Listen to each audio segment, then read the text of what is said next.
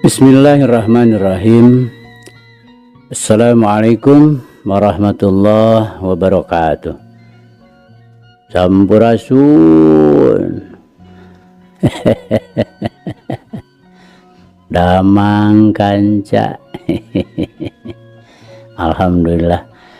Alhamdulillah abadina wengi ieu sareng Kang Kevin masih tiasa nyarengan kanca kanggo ngalajengkeun dongeng anu maneuh hanca tangtosna ge anu katunda dina wengi kamari kanca. Mangga ahnya urang lajengkeun kanca.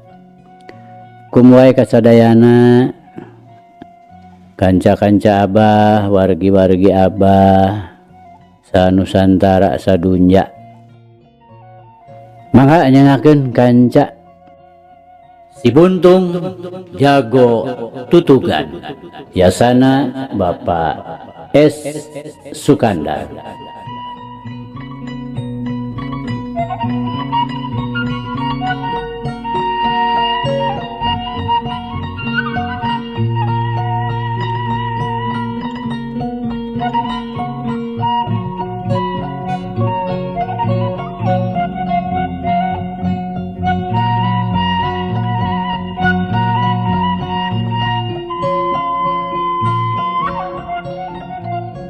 Kamari teh kanca parantos dugi ka nanyakeun pamajid cenah kakarabieu pisan indit badarat kadayeuh ditanyakeun keperluanana teuing cenah teu barang open tatanya kan bae waktu-waktu ieu teh pamajid jadi mineng indit-inditan pokna kabah mah majarkeun teh keur diperdih kudu jadi guruna teuing diperdih neangan naon manehna luput teu nyahoan bener-bener.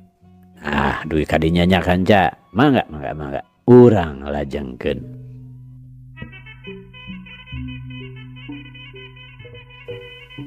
Kanca dangu sadayana. Ngadengin katerangan Ganjar kitu. Pikeun ani mah jadi tambah-tambah ngarasa penasaran. Naha naon nu dititahkeun ku Aki Musani ka pamajid teh. Ku kituna teu talangke sanggeus pamitan ka Gumilar lewas we. Andi mapajalan gede anu maksudna deuk nyusul pamajid. Ongkoh ceuk Ganjar tadi cenah inditna teh tacan sakumalilana.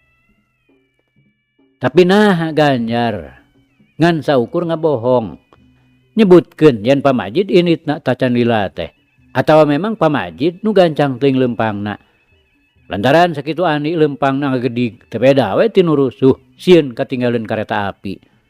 Geus nepi ka sadang teh pamajid tacan katembong rentang-rentang. Tapi Andi terus we ngagedig maju ngulon. Manehna ukur ngalieuk heula ka kenca ka jalan jajahan anu berasna ka Tajur Sela. Kawasna bae ingeteun ka lemurna Dalimin anu cenah mah manehna teh urang Tajur Sela. Tapi barang deuk ngadeuketan ka beulah Jawa Andi ngadadak ngarandeg leumpangna persis di tempat Dusuni jauh ka ditu ka dieu. Manehna mireungeuh aya jalma nyerebet beuntas jalan ka beulah katuhu. Ngarasa kagetna teh lantaran manehna teu kapalingan. Sanajan bener rada anggang keneh, tetela karna geus moal salah deui.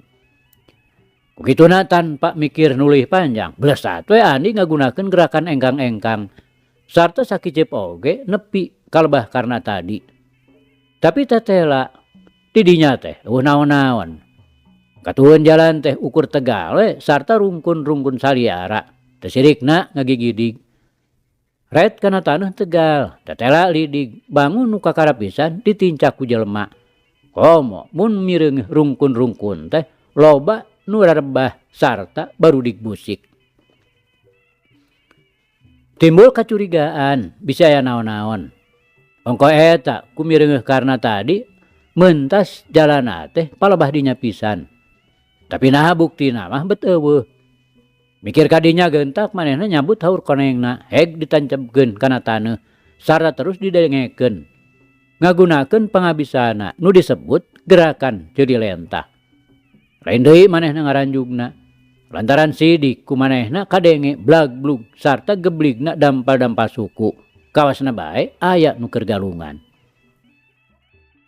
Heg manehna mancokeun tungtung irungna kaluhur ngagunakeun gerakan mata angin. Tetela dibeh ditueun tegal teh kumanehna geus bisa dipaparah yen aya nu keur galungan. Ku kituna teu anta parah deui balesat we. Manehna ngagunakeun gerakan engkang-engkang melesat ngambah tegal nu kacidak rembetna ku rungkun-rungkun saliara. Memang teu salah tulupan andi teh. Teu mencog deui saeutik oge. Harita teh aya nu keur galungan di tengah tegalan sarta teu katempo di sisi jalan. Eukeun mah kahalangan ku rerembetan jeung rungkun-rungkun saliara. Katambah deui pernahna memang jolok ti jalan gede jeung semu kabelah kenca deui katutup ku rajegna tangkal mahoni. Sedengkeun harita keur galungan teh tayalian ti pamajid anu keur dikarepuk ku Bahwi Kalpa katut ku murid-muridna nyaeta Ki Dorji katut Dalimin. Malah karena oge pipilueun ngan manehna mah geus ralila miluna ngahaja mandeurikeun maneh. Bogoh mimitina mah rada mandeg mayong ngarasa era parada bakuna mah. Tapi ari ras kanyanyerian ku Nyisari pudigdig deui we nafsuna teu bisa diampeuh deui. Pokona mah kulawedeutna gumilar teh ku manehna geus dianggap satru kabuyutan nu perlu dibasmi. Keur waktu tadi teh Bahwi Kalpa katut murid-muridna mentas ti salah saurang muridna keneh anu mangkuk di lemur wates. Tila teh sanggeusna ngalakon eleh mutlak ku Andi di lebah lemur Cisaat teh. Terus we aprak-aprakan nepungan murid-muridna nu geus bacacar aya di salembur-salemburna. Saperti harita sajigna ninggalkeun lemur wates. Palebah beulah Jawa pisan sasata jauh ka ditu ka dieu. Anagok teh pasangrok jeung pamajid anu keur maluruh mursan. Memang boh Bahwi Kalpa, boh Ki Dorji atawa Dalimin saurang oge tayen wawuheun ka pamajid teh. Tapi karna mah puguh geus leuwih ti wawuh. Ku kituna heg manehna teh ngahareosan Bahwi Kalpa yen eta teh pamajid beunang disebutkeun ku lewedeutna gumilar keneh. Puguh we tumrapna ka Bahwi Kalpa jojonyel we nafsuna bijil kaudang amarahna. Lantaran lain deui ngarasa ceceubna ka gumilar teh dumeh geus kungsi ngelehkeun ka manehanana. Ku kituna teu anta parah deui ngan gapluk we. Pamajid teh ditarajang. Atuh pamajid saeutik oge teu ngarasa kaget lantaran manehna geus meunang beja ti gumilar. Yen ti heula cenah geus kungsi patelak jeung ngaran Wikalpa. Anu cenah mah guruna Pabarja nyaeta musuhna baheula. Malah karena oge ayeuna mah ngomplot jeung Bahwi Kalpa. Anu moal boa pada-pada ngabogaan maksud nu pada-pada aya niatna nu goreng. Puguh jalana geus natrat. Kapan kajaja oge karna teh kungsi narajang ngajorag ka Cicapar. Tapi tetela pamajid teh lain pitandinganna Bahwi Kalpa. Lantaran sarua we jeung waktu ngalawanan ka gumilar. Bahwi Kalpa teh ampir-ampiran kateter. Ku kituna terus we. Pamajid teh dikarepuk ku tiluan. Mimitina mah galunganana teh di dinya we di sisi jalan. Lila-lila nyedek ka tengah tegalan, katuhun jalan. Anu saterusna maju nengah. Lantaran pamajid ayeuna mah jadi kapaksa we kudu terus-terusan mundur sarta disedekeun ka tengah tegalan. Dikarepuk ku tiluan. Anu kabuktian tingkat pangabisana lain handap-handap. Nyarada riweuh oge nyang hareupanana. Katambah deui lila-lila mah karna oge milu ngabantuan. Lantaran geus sidik ayeuna mah pamajid teh moal aya kameunangan. Tanagana geus tembong mimiti leuseuh. Manehna nu harita aya di peuntaseun jalan beulah kenca. Ngagentak kabalesat meuntas pikeun mere bantuan ka Bahwi Kalpa. Nu tumrapna ka pamajid. Jadi asa beuki ripuh. Nu antukna manehna kasedekeun ka tengah tegalan. Hehehe, urang recah, mebado teh Dorji. Bahwi Kalpa nyorowok ka Ki Dorji. Manehna nyebutna teh embe badot ka pamajid. Dumeh pamajid teh jangotan sarta nu kaayanaana geus camut-mut bodas. Paling-paling ge bangus Andika tah ditek teh ku kaula bikalpa. Ulah cenah bengkung kitu deuleu. Pamajid ngahuakeun, bari panon mah lain deui cingceungna, nyang hareupan lawan saopat-opat teh lain deui beratna. Pangpangna mah bahwi kalpa jeung karna anu kudu bener-bener teh nyang hareupanana. Waduh, dipek-prek sia uluna ku aing. Bahwi kalpa bari sakilat nyebrutkeun jurusna. Amarahna kalah kabeuki muda disebutkeun deuk dipek-prek irungna teh. Gak ada satengeunahnya. Sarua we deh kalau oge sangeuk dipoyokan ku Andika. Pamajid bari ngagentak ngawangun gerakan jurus gelap ngampar. Lantaran nu sejenna oge geus ting hariuk bebarengan nyebrutkeun peureup-peureupeuna. Jebrod. Ki Dorji kabeunangan dadana diteumrag ku peureup buleud. Tuh. Dalimin kabeunangan hulu angeunna dibeset ku tuur. Sedengkeun bahwi kalpa jeung karna mah salamet. Lantaran kaburu laluncatan ka kenca katuhun pamajid. Heuk, karena ngaheumbatkeun teungeulan ujunganana. Sok, bahwi kalpa nyebrutkeun jurusna. Heuk, tuh. Teungeulan ujunganana beunang ditakis ku leungeun kenca. Lap we. Pamajid ngalalapkeun badana, bari langsung ngajorelet ka kencaeun karna bari nejehkeun dampal suku kencana. Tuh. Karena gegero lantaran iga burungna kabentar dampal sukuna sarta langsung ngabangkieun ka gigir.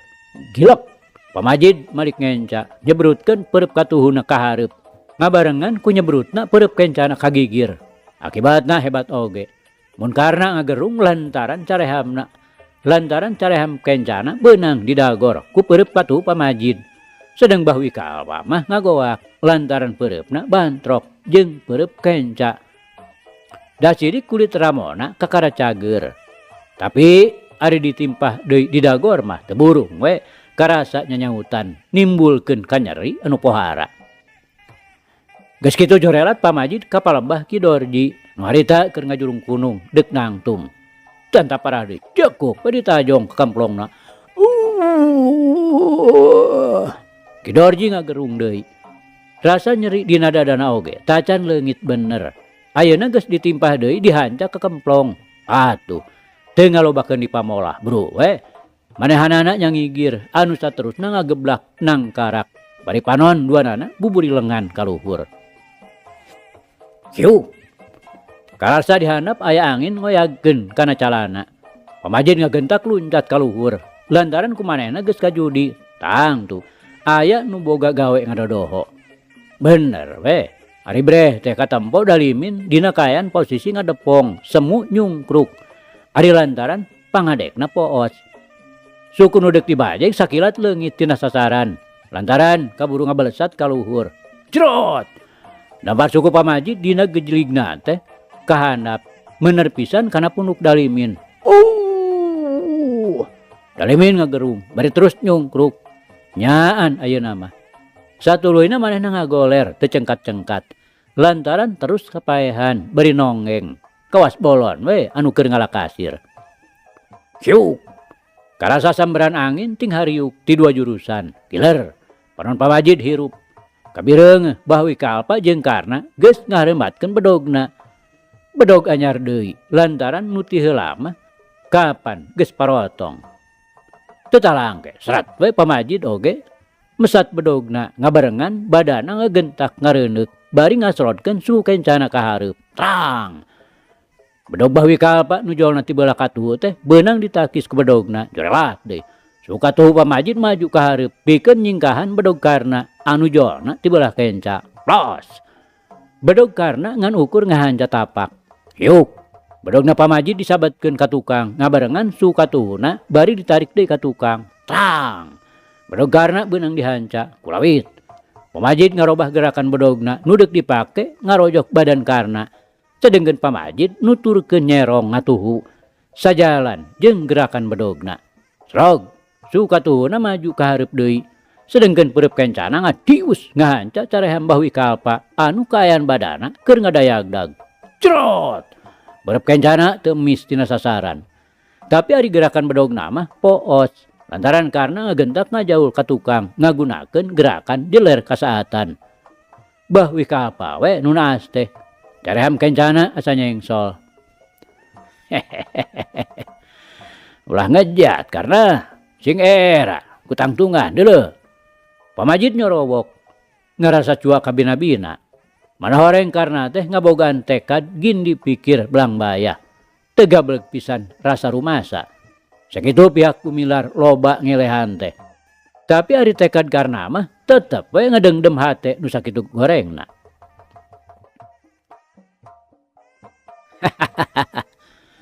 Ulah kang ahun tuh pamajid. Gera ragap anggun mah yeuh diri kaula. Ongko tibahla oge kaula mah teu tunuk taluk ka andika teh. Karena kalah ka ngebrekeun lelewa nu bener-bener pikacuaeun naker. Oh, gitu kaya Andika teh karena hade tarima ya ku Andika. Pamajid bari ngabalesat luncat kapal bahkarna. Sedang bedogna geus nagen hareupeun dadana. Tapi karena ngagentak nyingcat kapal bah Ki Dorji muliwed ka tukangeunana. Pamajid bakating ku geus teu kuat nahan amarah dumeh pangrasana dicoogado ku budak satepak. Manehna ngagentak bari nyusul tepus ku luncat nu teu kira-kira hebatna. Badana ngalayang ngaliwatan badana Ki Dorji sarta sama sakali ku manehna teu katiten yen Ki Dorji teh geus eling tina kapaehanana. Harita barang karasa pamajid ngalayang luhureunana. Ngagentak Ki Dorji ngajurung kunung bari ngahiukeun peureupna kaluhur dina gerakan ajul gedang. Ogo we ari lol badan pamajid ari bek bae peureupna ngahancak ka kemplong. Untungna teh lain ku bedog. Lantaran bedogna Ki Dorji tadi oge pan geus macleng. Hah? Aduh.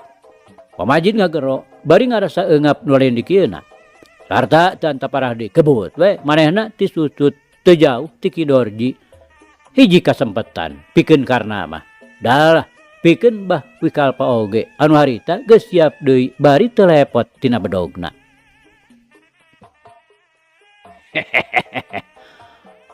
Modar ayeuna mah Pajid. Bawi kalpa ngahehe pinuh kabunga.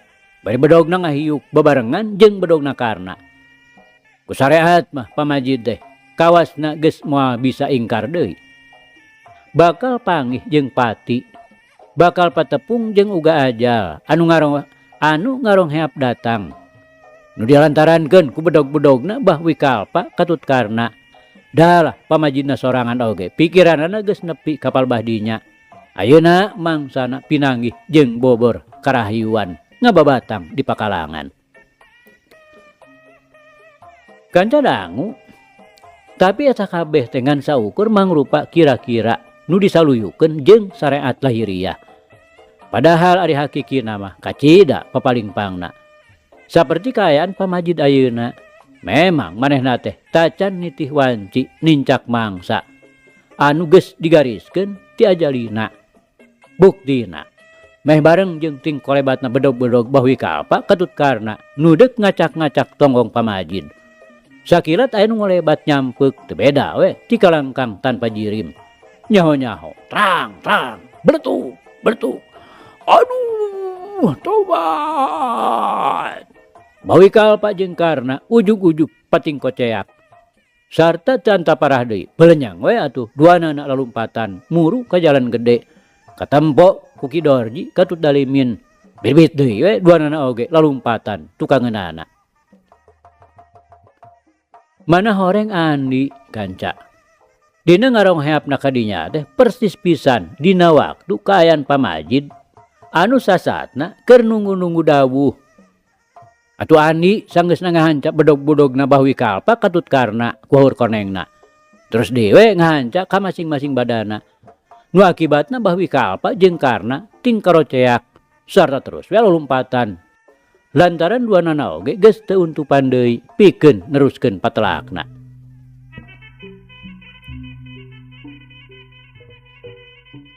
Andi. Jangan di. Nuhun, jalu. Pamajid bari ngagentak hudang. Gabruk, gue ngagabruk ka Andi. Bari cipanona ngadadak merbe. Kasurung, ku kabunga, sarta katumarima anak-anak. Sami-sami Aki. Si Karna nyucud naker kalakuanana teh. Ani bari males ngarangkul ka pamajid. Teu sangka ari pitulung pangeran. Jang Ani teh kabeneran we beureuh nya ngulampreng kalebah dieu. Pamajid nanyakeun. Sayaktosna mah ngahaja nyusul Aki. Abdi teh tadina mah bade ka Cicapar. Namung di Wanaraja papendak sareng Ganjar. Saurna Aki nuju kadayeuhkeun. Nyetras we ku abdi teh disusul. Kaleresan palih ditu ninggal tegalan meni ledug. Ngarasa panasaran abdi teh terus we dibujeng ka dieu. Kitu tah Aki. Kabeneran jalu. Dikersakeun ku pangeran. Hidap teh make panggih jeung Jang Ganjar. Aya keperluan penting gitu ka Aki teh. Atawa aya piwarangan ti Paguru. Karep abdi we Aki. Hoyong kapendak sareng Aki. Dupi Aki bade angkat ka mana atuh ieu teh anu salaresna. Andi saterusna malik nanya. Apan keur nyaosan ka palena Paguru ieu teh Jang Andi. Sarta saterusna mah derek-dek we ku pamajid didongengkeun yen manehna teh keur diperdih ku Aki Musani pikeun maluruh putrana nu ngaran Mursan. Sugan we cenah aya keneh. Ai kutan. Nah kinten-kinten aya keneh kitu Aki. Andi ngariuk kaget. Mana horeng Aki Musani teh geuning aya keneh anakna. Anu majarkeun nu ngelis teh cenah. Susugana nu Jang Andi. Ari dipastikeun mah henteu. Duka aya keneh. Duka geus tilar dunya. Tapi nya mun kapareng papanggih teh pikeun Aki mah moal poho. Sumuhun. Nya mugi-mugi we atuh cing tiasa kapendak. Janten ayeuna teh Aki bade teras ka dayeuh. Nya. Ya baturang bareng we. Baturan Aki sakalian. Aki da dirorompok ge kesel abdi teh. Andi saterusna ngabarengan pamajid. Laleumpang ngarendeng bari tepetot ngobrol sapanjang jalan. Lolobana mah ngobrolkeun kaayaan Mursan. Anu cenah ngaleungitna teh beunang disebutkeun keur mangsa jajaka keneh. Mun bener ayeuna aya keneh, taksiran piumureunana teh moal jauh ti Gumilar. Ngan hanyakal dina nyaritakeun kaayaanana Mursan teh teu nepi ka bubuk leutikna pisan. Jadi pikeun Andi mah teu bisa maparah kumaha pirupaeunana Mursan teh. Ngan cenah mirip-mirip Aki Musani jaman keur ngora. Ari Andi kapan nyahona ka Aki Musani teh? Ayeuna dina kaayaan nu geus kacidakolotna. Sama sakali teu bisa dipaparah kaayaan rupana Aki Musani baheula sateu acan dimangsa ku kakolotan.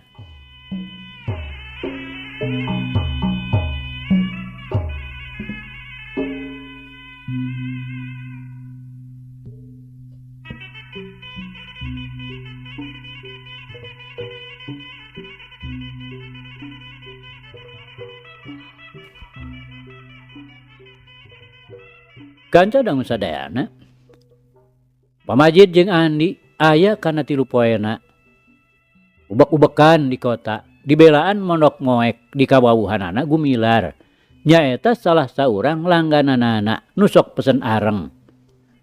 Tapi nyaeta Mursan teh lebeng, teu kapanggih kalangkang-kalangkangna acan. Puguh neangan jelema nu teu puguh raratanana. Ieu mah sasaatna ngan ukur ditempoan. Sugan we di antara jelema-jelema nu pagaliwota teh di antarana aya Mursan. Anu kumaranehanana keur dipaluruh. Ongkoh diaripikeun Andi mah puguh poe keunaker. Lantaran tacan nyaho kumaha rupana. Kaopat poena bring neruskeun lumakuna kaleles. Kuncung-kuncung nu diburu teh ka pasar. Lantaran di dinya sasatna panonoban jalma ti mana mendi. Jan we narangtung deukeut lawang pisan. Pikeun ngawaskeun nu lalar liwat keluar asup ka jero pasar. Geus beurang kakara barali ka Cipancar. pamajid teh dibawa ngendong di imahna ki Sahudi. Esukna bring deui indit kaleles. Dek ngalakukeun saperti kamari dewe, ngajejentul hareupeun pasar. Bari Andi mah teu boleh rurut reret. Paur papanggih jeung Jang Husen katut pacalang-pacalangna. Pokona mah mun kabeneran tembong dek gancang we disingkahan supaya ulah kejadian ribut. Da geus tangtu boh Jang Husen, boh Pajagra atawa Ki Badra katut Ki Jalal piraku teu ngabogaan hate panasaran. Ngan alusna nu dipika paur teh kabeneranana teu panggih. Kawasna bae keur teu paruruneun kaluar ti imah. Kitu panyangkana Andi. Padahal nu sanyana mah Jang Husen teh mangsa-mangsa ieu geus eueuh ti leles. Manehna nuturkeun Pajagra kangontong Negara Tengah. Ongkoh deui ayeuna mah teu pati diopenan teuing ku nu jadi bapana. Kituna teh teu saprak papegatan jeung Nyi Euis. Ayeuna mah nu aya di imahna Pak Haji Qodir teh ngan ukur Ki Jalal we saurang bubuhan kacangcang ku gawe. Atuh Jang Husena sok rajieun kakelemetan datang ka leles. Biasana ti peuting nyampeurkeun indungna. Bongoh ti nu jadi bapa. Perluna ngandek menta duit. Sarta dina unggal-unggal datang oge kumaha haji teh tara ieu dipogogan. Ku kitu teh mah ngaran indung ka anak. Kanyaahna teh teu suda-suda. Sok sanajan kabuktian nu jadi anak teh hirupna basangkal sarta bedegong tara nurut kana papatah nu jadi kolot. Nu matak aya alusna pikeun Andi mah. Sajaroning ulam perang di leles teh salamet teu ngalakon ribut. Bosen di leles biur ka Kadungora ngadon mondok moek di Madtasim. Di dieu meunang meureun 4 poe mah geus karuhan teu ngadatangkeun hasil mah bring bae baralik deui ka Cipancar. Sarta isukna terus arindit ka Tamakbaya pikeun nepungan Aki Musani. Bebeja heula bisi arep-arepeun yen maluruh mursan teh tacan diparengkeun hasil. Keun bae atuh Ki Ajin. Geus teh ya dikieuna beureun budak teh. Atuh upama teh mah aya keneh meureun. Ngabalecet we ka jauhna atawa memang balik deui ka Cirebon. Keun bae ayeuna mah tong diteangan deui. Geus we. Ieu mah meakeun kapanasaran. Duh meh kagimreng-gimreng ku impian. Kitu pok-pokanana Aki Musani waktu pamajid ngabejakeun lalampahanana dina enggoning maluruh mursan. Di Tamakbaya meunang 2 poe bring deui we arindit ka Cipancar. Sanggeus nyimpang heula ka Ki Sahudi. Pamajid mah terus we indit deui nu maksudna deuk terus mulang ka Cicapar. Jalanna mapai-mapai jalan gede Badarat. Maksudna susuganan we atuh. Nu keur dipaluru teh kabeneran kapanggih. Sanajan bener cenah. Ceuk Aki Musani mah tong dituluykeun deui. Tapi ieu mah sambilan bari balik. Taya salahna mun nempoan nu diteangan. Nepi ka warung peuteuy, nyimpang heula ka warung sisi jalan. Deuk ngabaseuhan heula ti koro. Woguh we leumpang ti tadi sanajan sahayuna oge tetep we ngarasa capek. Sarta matak ngadatangkeun halabhab hayang nginum. Kabeneran di warung teh keur loba nu barang beuli. Ngaropi bari nongkrong. Kitu we sadidengdang dina bangku awi. Jang hareupan da dasar dagangan. Nginum ting suruput dina cangkir awi. Tempo-tempo pilih genti lantaran teu cukup cangkirna. Mireungeuh nu ngarong heap teh nu boga warung lalaki ngora keneh naker ngagentak wah aeh umakuna ka pamajid teh hormat naker pedah mireungeuh bubudena beda ti nu biasana anu ngadon ngopi ka warungna. Ieu mah beda sorot pamorna perbawa keurutan beungeutna nu sakitu bersihna ngebrehkeun daya komara nu matak serab nu matak ngagentak di aku ka jero warungna. Teu pantes pisan lamun kudu nongkrong hareupeun warung bareng jeung nu loba. Mangga di dieu we atuh bapa mah ringgihna dilebat. Nu boga warung teh bari dodongkoan nembongkeun panghormatanana. Sawios Ujang. Di dieu we Aki mah. Pamajid ngabasakeun Aki rarasaeun kawijana atawa ka Andi meureun. Ongkoh pantes naker mun ceuk diukur ku umur mah. Nu boga warung teh mun nyebut Aki ka Pamajid. Ih kirang sae Bapak. Aki mangga di dieu we dilebet supados tumanina. Nu boga warung keukeuh. Sumuhun Bapak, saya ge dilebet. Kirang sae di dieu mah kalotor. Nuker sila tutug dina bangku ngagentak ngarumbaekeun sukuna ka handap. Memang nya bangku teh kotor naker.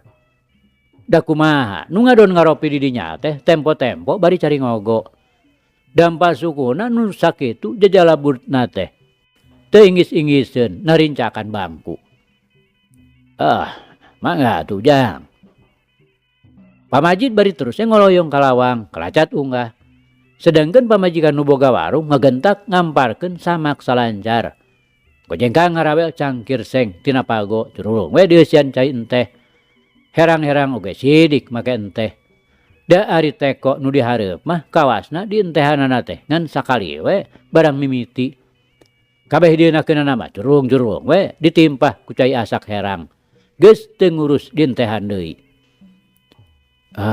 Bade tuang Aki teh. Lalaki nu boga warung nanya rengkuh naker. Moal Ujang. Bade ngopi we. Pamajid bari ngareretan opieun anu ngagelar di piringan dina dadasar. Nyunkeun cau we tutu. Itu naon Ujang? Papais gitu. Pamajid bari nunjuk kanu dibungkusan. Bugi sampe Aki. Aya bugis hui. Aya nu itu manawi. Nu boga warung bari nunjuk ku jempolna. Eta we lah. Bugis hui sareng cau. Pamajid bari kakwe kana cangkir. Suruput nginum antare naker. Sanajan bener halab-hab. Tapi nginumna teh mani antare naker. Sargot-sargot. Kop kana cau ambon lumut. Nya kitu keneh dipesekna teh antare naker. Atuh dina ngadaharna teh gurung gusuh. Sabot keur kitu, torojol aya nu datang. Aki-aki pantaran Pamajid deuk meuli daun kawung. Milihna teh maningukei naker, teu sirikna dialak ilik, didangdak dengdek naker, disuaikeun salamar-salamar. Nada sae daun kawung nama Aki rarubak. Nu boga warung nyelengkeung ngarasa kesel meureun. Nu deuk balanja teh hararese naker. Ih, bener rarubakna mah oding. Ngan ieu we mani karedep lik ieu kas bahbir. Si Aki teh bari tetep milih. Tapi tacan aya nu didudut lantaran kabeh oge sarua karanel. Sami Aki sadayana ge kitu. Puguh nuju harawon ayeuna mah daun kawung teh. Eueuh we. Daun kawung saperti zaman bapa maneh mah oding. Keur barodas teh. Lalu leus naker. Daun kawung ti mana cenah?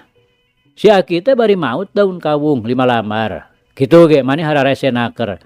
Balas dialak ilik heula. Puguh teu cop jeung hatena. Kawasna lamun teu butuh-butuh teuing mah moal tulus meulina.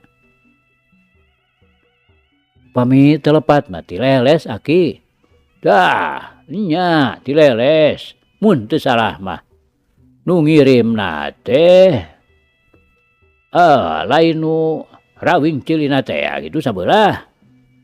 Si Aki teh bari song mikeun duitna. Bogo we tumerapna ka Pamajid, lain deui ngaranjugna. Barang ngadenge caritaan si Aki kitu. Ras bae inget kamursan. Kapan daun celina teh rawing sabelah urut dicakar monyet. Ku kituna gentak we si Aki teh nu ngaranna mah Aki Ehon. Ku Pamajid dicalukan sina asup ka jero. Sanes, Bapak uning gitu ka jalmi nu rawing cepilna sabelah teh. Laras urang leles. Pamajid jojo geplak we nanyakeun, diceplak pahamkeun. Terang leres mah henteu nun. Mung leres ti lelesna mah. Margi kapungkur sok nganteran daun kawung ka ieu jeunatna Ki Mad, bapana Ki Oding. Aki Ehon bari ngareret ka Oding.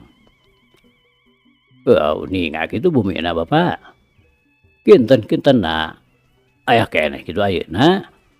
Pamajid nanya deui, sedeng hatena geus mimiti deg-degan, lir nu tutunggulan. Duka tuh nun. Duka aya keneh, duka tos teu aya. Da geuning dugi ka ayeuna teh. Teu aya deui ngintunan daun kawung. Atuh bumina luput nun, teu terang.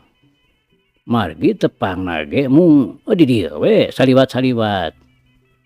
Duka tah ieu Ki Oding. Margi kapan manehanana teh ngadongkapanana oge ka dieu ka warung. Sami, abdi oge teu terang. Ong kaharita teh abdi leutik keneh naker. Mung emut teh leres cepilna rawing sabelah. Oding nemalan mairan. Dupi jenenganana uning itu. Pamajid bari rutret kaduanana. Luput nun, teu terang. Aki Ehon memang bener-bener teu nyahoeun. Nuhun, abdi oge teu terang. Leuh, upami aya keneh pun Bapa mah tang tos tiasa masihan keterangan.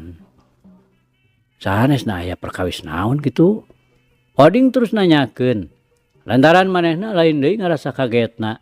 Naon maksudna? Jeung urang mana ieu jelema teh? Tapi ari jolna mah ti jalan nu kaleles. Aya kapentingan we. Sumun sawios teu uninga mah. Namung leresnya eta nu sok ngintunan daun kawung teh jolna ti leles. Sumuhun Ki malepat deui mung nyaeta teu terang ti mana-mana nama. Nu uningaeun teh mung pun Bapa. Mung ayeuna mah anjeunna tos teu aya. Pak Mad kitu jenengan tuang rama teh. Pamajid ngayakinkeun. Lantaran tadi kadenge pok-pokanana Aki Ehon nyebut-nyebut ngaran Mad. Sumuhun Aki. Punten we, manawi aya deui cirina eta jalmi teh ujang. Nu dimaksud teh kitu tah angguanana. Atanapi nyanaonana we nu sakinten tiasa didamel ciri. Pamajid terus nyelester. Sugan we atuh manggih deui katerangan anu leuwih jelas. Teu aya. Naon atuh nya? Aya kata, aya. Anjeunna teh sok nganggo lelepen perak, panonna pirus mani bolotot. Oding gancang nerangkeun. Kakara inget ayeuna mah.